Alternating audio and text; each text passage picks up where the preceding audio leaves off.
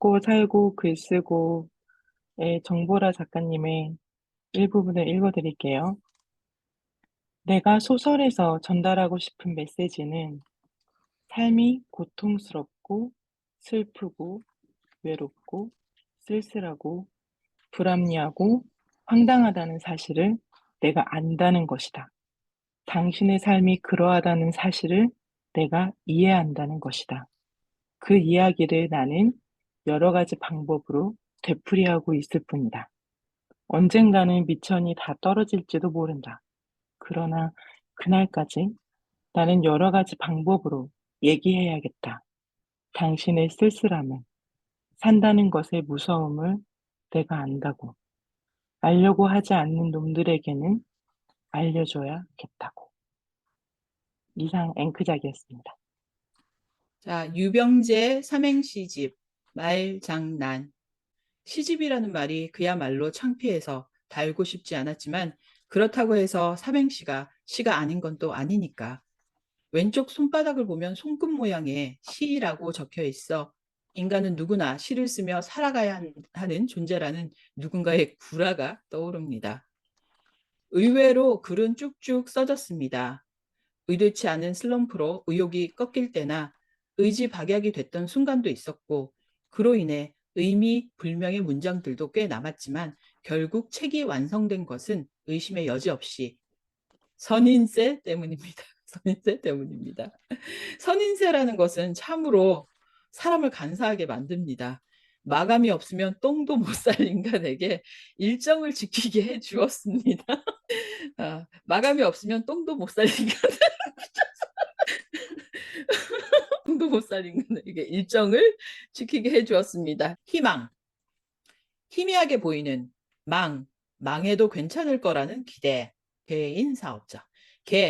개새끼들 똥 닦아주는 게 싫어서 인간으로 살고 싶어서 사랑하며 행복하게 살고 싶어서 업신여김 이제는 지긋지긋해서 자존심은 상해도 자존심은 지키고 싶어서 개인 사업자. 자영업, 자리 지키고 앉아 있을 걸. 영 나하고는 안 맞네. 업보다 이놈의 팔자. 직장, 직장 생활 이렇게 힘들 줄 알았으면 장사했지. 성공, 성실하게 일하긴 싫어요. 공부는 귀찮고요. 네, 이상 콜크작이었습니다. 제목, 소년과 두더지와 여우와 말. 자신에게 친절한 게 최고의 친절이야, 두더지가 말했습니다. 우리는 늘 남들이 친절하게 대해주기만을 기다려.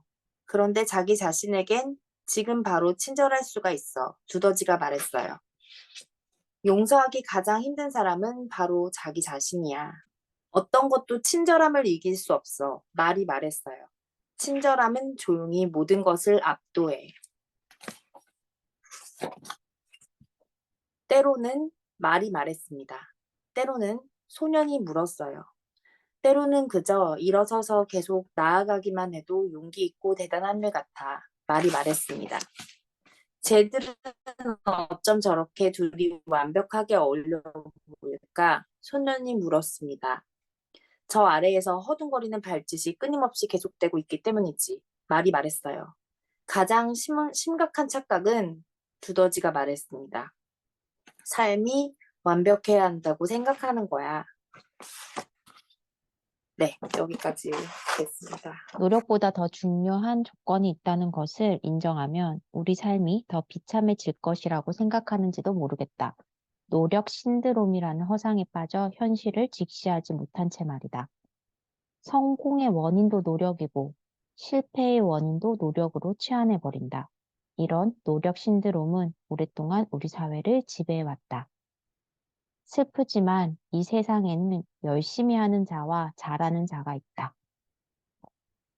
최선을 다하면 부족한 일도 다 잘할 수 있다. 그래서 동양 사람들은 항상 부족한 점에 집중한다. 실패할수록 더 열심히 해야 한다. 실패의 원인은 노력 부족이라고 믿기 때문이다. 다른 이유는 있어서도 안 되고 있을 수도 없다. 죽는 날까지 열심히라는 단어를 등에 지고 살아간다. 잔소리의 핵심은 변화를 요구하는 것이다. 변할 수가 있다고 믿으니 이런 말들이 넘쳐난다. 이렇게 해라, 저렇게 해라. 이걸 고쳐라, 저거 고쳐라. 아침에 일찍 일어나라, 계획을 세워라. 남들이 하지 않는 행동과 생각을 해라. 성공한 사람은 뭐가 달라도 다르다. 성공한 사람들이 어떻게 성공했는지 주의 깊게 살피고 배워라. 이건 제가 쓴 건데 읽기만 해도 한숨이 나오는 구절. 나도 노력 신봉자였나 보다. 나는 내 아이들에게 지금 이런 말들 쏟아내고 있는 건 아닌지라고 적혀 있습니다. 네, 여기까지였습니다. 시는 언제나 새 고양이로 온다. 서문을 2번 쓰는 버릇이 있다. 책을 내놓기 전에 뭔가 그럴듯한 이야기를 입간판처럼 세워야 한다는 의무감에서 한 번, 창밖을 보다 마음을 풀어두는 기분으로 한 번 더 쓴다.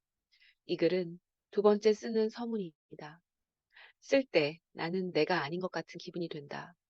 내가 아니면서 온통 나인 것, 온통 나이면서 한 번도 만나보지 않은 나인 것. 쓸 때 나는 기분이 전부인 상태가 된다.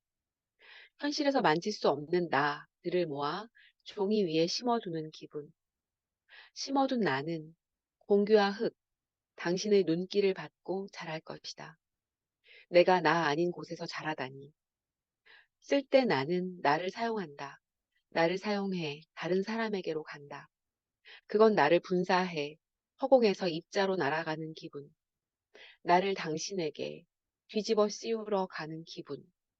나를 빛처럼 맞은 당신이 어떤 표정을 지을지 살피러 가는 기분. 입자로 떠돌며 세상을 구경하는 기분. 그게 다가 아니지. 당신이 쓴다면, 써서 내 쪽으로 보내온다면 나는 당신을 뒤집어 써야 할 게다. 그건 읽을 때의 기분. 당신을 뒤집어 쓸 때의 기분.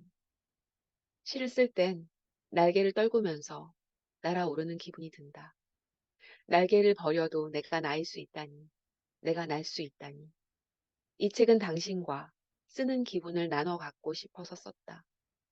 손끝에서 생각이 자유로워질 때의 기분을 나누고 싶었다. 성급하고 불완전한 영혼을 가진 사람이 내 속에서 걸어 나와 흰 종이에 도착하는 과정을 돌보는 일. 손가락이 글을 쫓는 일. 쫓다 멈추는 일. 멈추고 바라보는 일. 바보 같은 일이라고 그를 탓하는 일. 서로 엉키면서 작아졌다 커졌다 반복하는 일. 그러다 드디어 나와 종이 위의 그가 합의를 이루는 일. 이때의 기분을 당신과 나누고 싶다. 당신에게 부드러운 용기, 작은 추동을 일으키는 바람, 따뜻한 격려를 건네고 싶다. 나는 읽을 때 묶여 있다가 쓸 때 해방된다. 네. 그래서 이상 쓰는 기분 박연준 시인의 산문집 소개였습니다.